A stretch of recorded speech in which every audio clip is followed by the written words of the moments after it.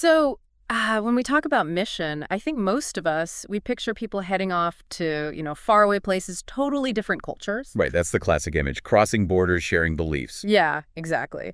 But what if we kind of flip that? What if our own culture here in the West actually needs that same kind of missional understanding? That's the big idea we're diving into today, isn't it? Yeah. Based on the sources you've got there, we're unpacking this concept of a missiology of Western culture, why it's seen as so important. Right. And we've got some, frankly, really compelling stuff here arguing for this shift.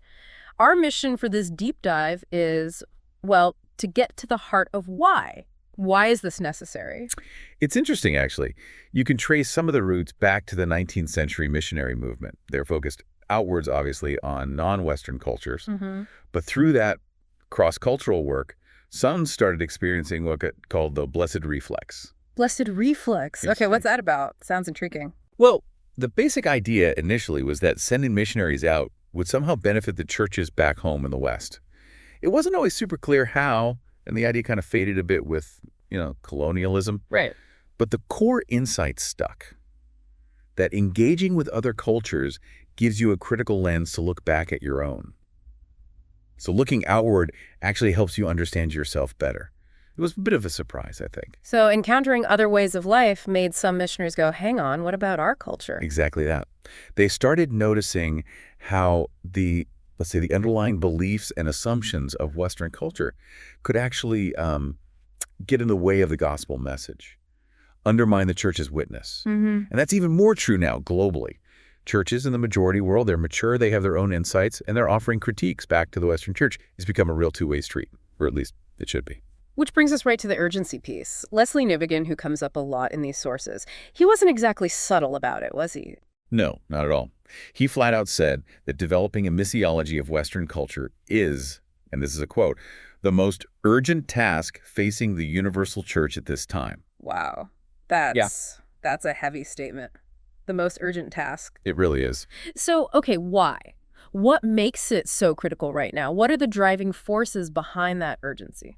Well, there are several big factors. Mhm. First, just the sheer power and reach of Western culture globally. I mean, it's everywhere. It's become this kind of dominant, shared culture, especially in cities all over the world. You definitely see that. Media, tech, consumer goods. It's inescapable in many ways. Totally. And second, there's that long, complicated history Western culture has with Christianity. Right. Paradoxically, that very history can make it kind of resistant to critique. There's this assumption, often unstated, that the West is, fundamentally Christian territory. Which makes it hard to challenge from within using the gospel. Exactly. It's like it's been inoculated, almost immune to a real gospel challenge because it thinks it already have it. The familiarity breeds a kind of blindness. Okay, that makes sense. What else? Third, think about technology. Western culture, through tech, has this unprecedented reach into people's daily lives globally. The sources talk about the acids of modernity and how they can corrode faith, not just in the West, but everywhere Western influence spreads. Things like materialism, individualism. Like internet, social media. Yeah. It shapes how everyone thinks, doesn't it? Massively. And finally, even though things are shifting globally, the Western church still holds quite a bit of, leadership and resource power in global mission. Right. So how the Western church understands and engages its own culture has huge knock-on effects for mission everywhere. Its own health impacts the whole body, you could say. Okay. So if we accept this premise that Western culture needs a missiological approach, what does that actually look like? What's the right posture for the church? The term used is a missionary encounter. And this isn't just for the West. It's seen as the faithful stance for the church in any culture. When a Christian community is genuinely living out the gospel, it inevitably leads to this kind of encounter, maybe even a clash between the gospel story and the dominant stories and beliefs of that society. So it's the biblical story bumping up against the cultural story. How does that play out? Well, it has three main aspects. First, it means challenging the foundational beliefs of the culture. The things everyone just assumes are true. It's a clash of ultimate narratives. So asking the big questions about the culture's core values. Precisely. The church needs to be so soaked in the biblical story that it naturally critiques the culture through that lens. Second, it confronts the the idolatrous parts of the culture's story. Idolatrous, meaning things the culture puts in the place of God. Yeah, the things it worships, whether that's progress or the market or the self or whatever. And it offers the gospel as a credible counterstory, a different way to live, a different vision of the good life. Offering an alternative narrative. Exactly. And third, the way the Christian community lives and what they say acts as a call for radical conversion. It's an invocation to see the world differently, to live differently based on the gospel. So it's not just about fitting in. Not at all. Ian Barnes puts it where it's not about finding a comfortable little niche for Christianity within pluralism. It's about recovering Christianity's alternative universalist counterclaims. Okay, alternative universalist counter. Break those down a bit. Sure, alternative because it offers a fundamentally different way to understand reality and live life. Universalist because its claims are for everyone, for all of life, not just a private religious corner. And counter because it directly challenges the dominant story, like the story of modernity, calling for repentance, a turning around. Right, but you're saying this isn't about just being against culture, is it? Definitely not. That's crucial. A missionary encounter isn't anti-cultural hostility. There's so much good in culture, reflecting God's creation. It's more about dialogical engagement. You embrace the good, the creational gifts, but you actively name and reject the idolatrous distortions, the ways culture twists those good things. Okay, so that's the ideal posture. Why then does it seem like the Western church often struggles to actually do this, to have that kind of encounter with its own culture? Yeah, that's a key question. Several reasons come up. First, just that lack of critical distance we mentioned. The church is so embedded, it's like the fish that doesn't know it's in water. Takes its cultural water for granted, yeah, I get that. It's hard to critique what feels completely normal, what you breathe every day. Second, there's the persistence of this myth of a Christian culture. The idea that the West is basically Christian already. Right. Whether that was ever truly accurate is debatable, but the idea makes the church feel comfortable, maybe even complacent. It suggests there's no real need for a critical analysis or a countercultural stance. Why challenge what's already ours? So it dampens that sense of mission within the culture. Exactly. And third, there's another powerful myth, the myth of a neutral, secular, or pluralistic society. The idea that our public square is just a level playing field for all beliefs. Yeah.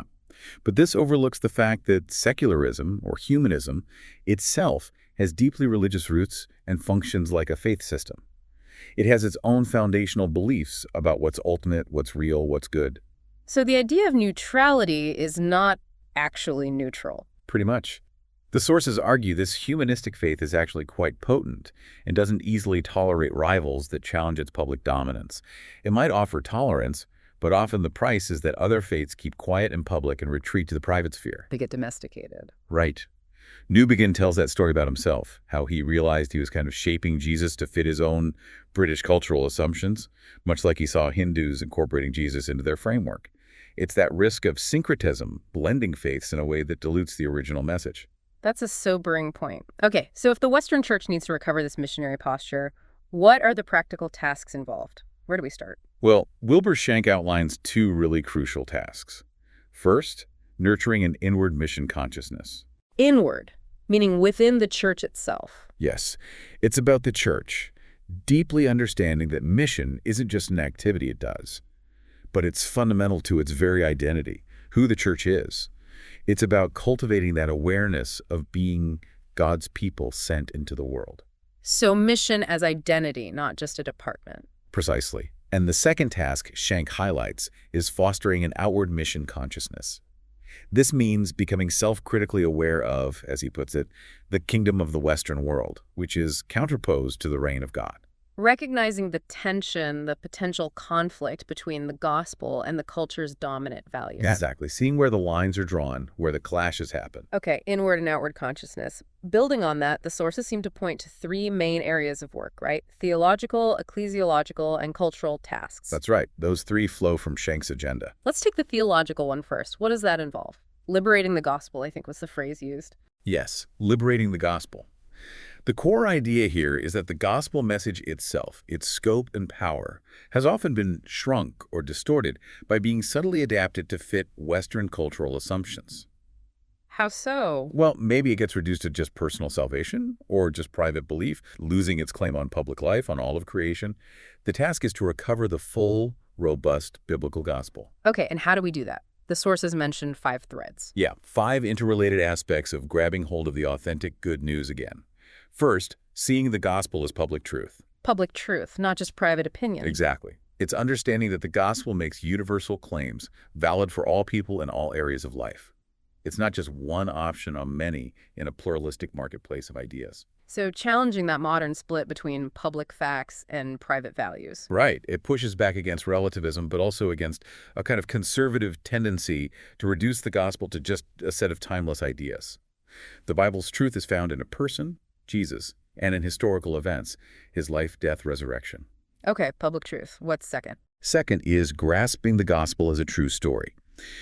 This contrasts with the rationalistic way of thinking that finds truth mainly in abstract, unchanging ideas. The biblical tradition finds truth in God's actions in history, in an unfolding narrative. The Bible isn't just a collection of doctrines or moral codes. It's one big, true story creation, fall, redemption, consummation that makes sense of all of reality, including our culture. So we need to see the Bible as the overarching story that interprets everything else. Yes. If we just treat it as bits and pieces, it gets easily swallowed up by the culture's dominant story. John Carroll even argued the decline of Christianity in the West is partly because churches stopped telling their foundational story effectively. Wow. Okay, third. Third, understanding the gospel in its comprehensive scope. Because it's the true story of everything, its claims extend to everything. Individual life, yes, but also community, society, politics, economics, art, all of it. So it can't be confined to a religious box. Absolutely not.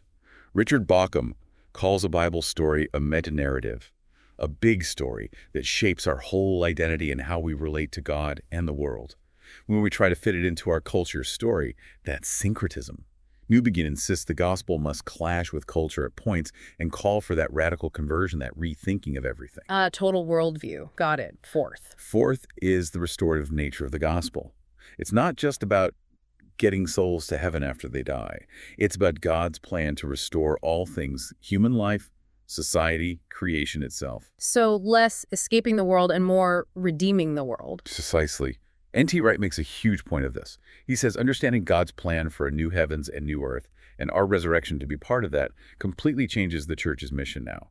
It's about participating in God's restorative work in every sphere. Impacting things like architecture or farming, as the example suggested. Yes, it's about a full-orbed redemption, reflecting Jesus' lordship over all creation. Yeah. It's incredibly holistic. Okay, and the fifth thread. Finally, grasping the gospel as a present power. When Jesus began his ministry, he said the kingdom of God was breaking in. It wasn't just a new teaching. It was God acting powerfully in history through him by the Spirit. Like in Matthew 12.28. If it is by the Spirit of God that I cast out demons, then the kingdom of God has come upon you. Exactly. And Paul in Romans 1 talks about the gospel being the power of God for salvation. We need a message with actual power to confront the powerful, often idolatrous stories that shape our culture. It's not just information, it's transformation. Okay, so that's the huge theological task, rediscovering the full scope, power, and narrative of the gospel. What about the ecclesiological task? That's about the church itself, right? Yes, ecclesiology is about understanding the church's nature and purpose. The task here is about understanding our missional identity. You mentioned missional as identity before. Right. It's not just a program the church runs. It describes the church's very essence being a people who participate in God's story, God's mission, within their specific cultural context. It means being a distinctive people oriented to the world. An alternative community for the sake of the world was another phrase. Yes. That captures it well. The critique is that the Western church often becomes too inward-looking, too focused on its own survival or internal programs. Like Wright's analogy of the postman who thinks all the mail is for him. Exactly. Forgetting that the church exists primarily for the sake of those outside it, it's meant to be a sign, an instrument, a foretaste of God's kingdom for the whole world. So how does that relate to engaging culture? It requires what's called critical participation, both solidarity with the culture, living in it, loving its people, appreciating the good, but also challenge to the culture, maintaining that distinctive gospel identity. Engaging without being absorbed. That's the key. The missionary's first loyalty is always to God's story, not the dominant cultural story. Understanding our identity as church, our role in the biblical drama, helps prevent us from just being unconsciously shaped by the culture around us. John Stackhouse said, if the church is confused about who it is, it can become anything.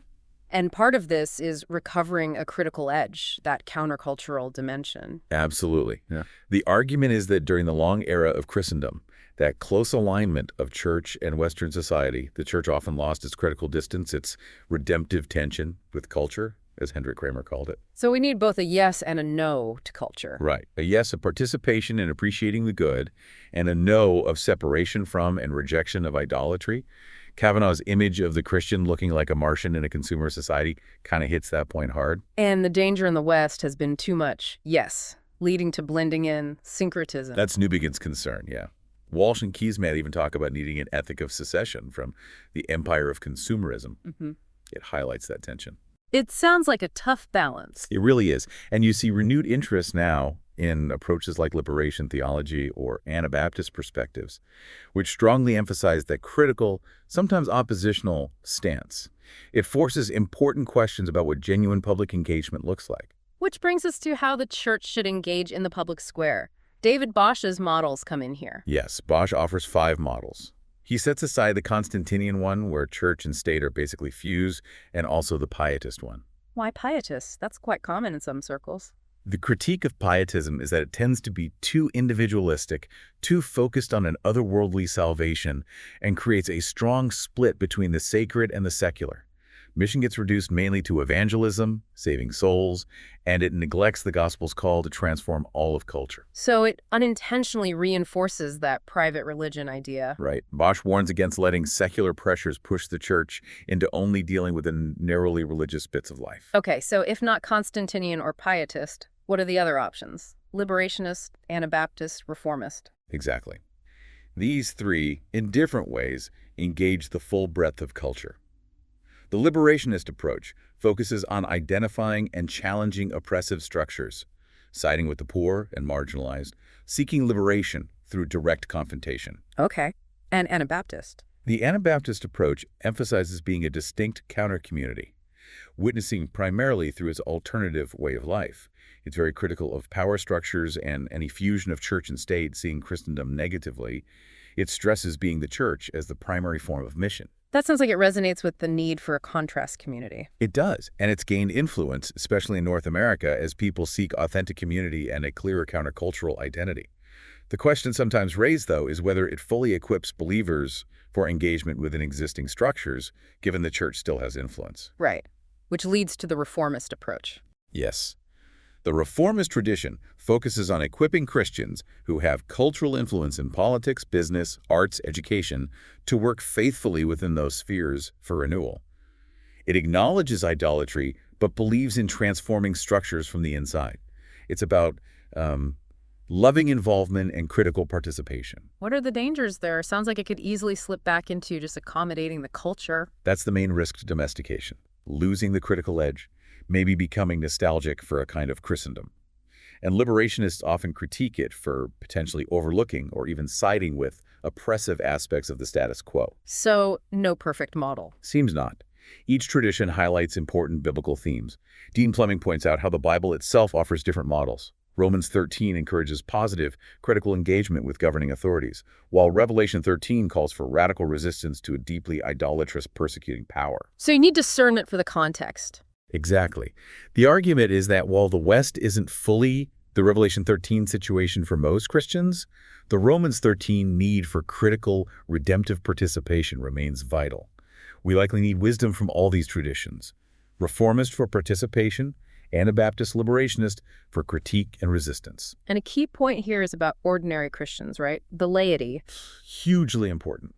Both Bosch and Newbegin stress that the primary way the church engages mission in the West is through ordinary believers living out their faith in their everyday work, their families, their communities. Equipping the laity for that is maybe the biggest task. Okay, that covers the theological and ecclesiological tasks. What about the third one, the cultural task? Analyzing Western culture itself. Right. And Newbegin found it kind of astonishing how little attention missiology had paid to actually analyzing Western culture, given its global power. Just like a missionary studies the culture they're going to, we need that same rigor for our own context. Lifting the lid on our own assumptions. Yes. And the very first step is crucial. Unmasking the myth of secular neutrality. challenging that idea that we've moved from a religious past to a non-religious present. Because humans are inherently religious. That's the biblical view, yes. Yeah. If people aren't worshiping the true God, they will worship something else, idols. Even supposedly secular values often function religiously. How do we see that religious core? The sources use metaphors. They did. Newbegin talked about underlying religious beliefs being like tectonic plates shaping the landscape or a hidden credo driving the culture. Harvey Kahn saw religion as the direction of life at the heart of culture. Egbert Sherman pictured religious roots nourishing all the cultural branches. And Bob Goudsword said religion is the chief end culture aims for, with cultures tending to absolutize certain goals, like the West, often absolutizing economic growth. So these beliefs aren't just ideas, they're built into the system? Exactly. They get embodied in institutions, customs, practices. James Davis, Hunter, talks about the economic sphere, capitalism, the political sphere, the modern state, the cultural sphere, knowledge industries. Western culture is a whole way of life shaped by a dominant, even if hidden, religious vision. The task is to uncover that vision, that creed, and critique it with the gospel. So part of that is understanding the story that shaped this culture, telling the story of how the West became, well, secular. Yes. Charles Taylor stresses you can't understand the present without understanding that historical narrative. You have figures like Nietzsche with his famous parable of the madman announcing God is dead. Meaning God has been pushed out of public significance? Right. Kicked upstairs or downstairs or just out. And if God is out, then humanity has to step into the roles of creator, ruler, savior. This leads to humanism, that anthropocentric shift, as Taylor calls it, into a secular age where ultimate meaning is sought within humanity itself, exclusive humanism. And science played a key role. Francis Bacon's knowledge is power. Absolutely. Rationalistic, scientific humanism aimed to use knowledge to control nature and rationally reorder society, independent of God. That idea of autonomy, self-rule, independence from God became central. Romano Guardini identified this drive for autonomy regarding nature, the individual self, and culture as key to the modern mindset. So, the scientific revolution, the Enlightenment, these weren't just intellectual shifts, they were, in a way, religious shifts. That's the argument. Faith didn't disappear. It shifted from God to humanity, particularly humanity equipped with reason and science. The Enlightenment had this powerful faith in progress, with a capital P replacing God's providence. Progress as the new salvation story. Kind of, yeah. Ronald Reagan calls it a secular religion. And often, as Lawrence Osborne notes, this progress got identified specifically with economic growth and achieving material prosperity, a sort of earthly paradise built by human hands. Driven by reason, controlling nature, organizing society rationally. Adam Smith's ideas about the market fitting here. Perfectly. Smith provided the economic engine for this vision. Division of labor, capital accumulation, free markets leading to material betterment for all. This whole Enlightenment package fueled the political and industrial revolutions that shaped the modern West. David Wells argues the Industrial Revolution wasn't just economic.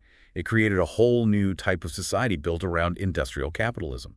And by the late 19th century, confidence in this human-driven progress was sky high. Peaking, yes. But then came the 20th century. Wars, depressions, environmental crises, cracks started to show. Big time. The 20th century saw challenges to that Enlightenment optimism. You get postmodernity, questioning the whole idea of objective reason, universal truth, grand narratives of progress. There's a deep suspicion of power, of authority, of science's neutrality. But did the idea of progress just vanish? Not entirely. Christopher Lasch argued a version of it survived, especially in its liberal form. Progress as the indefinite expansion of personal choice, rising comfort, getting more people into mass abundance. Which connects to globalization. Yes. Globalization became the vehicle for spreading this economic version of the modern dream worldwide. Though, as critics like Joseph Stiglitz point out, it's often been asymmetric globalization, benefiting some much more than others. Jane Collier even calls the underlying ideology economism, a dehumanizing idolatry. And the flip side of global production is global consumption, leading to consumer society. Exactly. Especially in the West, the rise of consumerism is huge. Stephen Miles suggests consumerism is arguably the religion of the late 20th century. It's not just buying things, it's an entire culture built around desire, image, planned obsolescence, perpetual dissatisfaction. It shapes everything, identity, relationships, values. Profoundly. Rodney Clapp notes how pervasive it is. So if that's the cultural water we're swimming in, Then the church can't just go along with it. right, it needs to be that contrast community we talked about, offering a compelling alternative, challenging the dehumanizing aspects of consumerism and other cultural idols with the gospel. And the sources listed quite a few characteristics of such a community, things flowing out of the gospel that directly counter the cultural spirits. Yes, things like embodying self-giving love instead of self-interest, pursuing wisdom over mere information, working for justice against inequality, caring for creation instead of just exploiting it, practice of humility, patience, compassion, joy, thanksgiving. Also things like self-control, fidelity, truthfulness, living aware of God's presence, generosity, simplicity. Forgiveness, praise, hope, building others up with our words, commitment. It's a whole way of being that looks fundamentally different because its source and goal are different. It stems from the gospel, not the idols of the age. So if consumerism is a major idol, how might a contrast community live differently regarding, say, money or stuff? That's a really practical question. Well, you might see a focus on generosity, maybe even radical generosity, sharing resources, an embrace of simplicity, pushing back against the constant pressure to acquire more, prioritizing relationships and experiences over possessions, making conscious choices about what you buy, considering ethical and environmental impacts, challenging that whole cycle of wanting the newest thing. It's about finding freedom from consumerism's grip. Okay, so bringing this all together then. The big takeaway seems to be that Western culture, even with its Christian past, is now driven by its own powerful, often conflicting religious beliefs. We can't just assume it's neutral or friendly territory for the gospel. Exactly. We have to see it, analyze it, and engage it through a missional lens, understanding its underlying story, its idols, its pressures. And that task, as New Beginner argued, is really urgent. It's not just an academic exercise. Profoundly relevant. Because this culture shapes us, whether we realize it or not. It really does give you a lot to chew on. Makes you look at the everyday stuff, the things you take for granted, quite differently. Absolutely. And hopefully it encourages you, the listener, to reflect. How do these dynamics play out in my life, my community, my workplace? Right. So maybe a final thought to leave you with as you reflect on all this. Given this analysis of Western culture and its underlying beliefs, what's maybe one practical step, however small, you could consider taking this week to live more intentionally as part of a contrast community? And thinking back on our discussion, what particular foundational belief or spirit of Western culture stood out most to you? And how does the gospel offer a different, perhaps challenging perspective on it?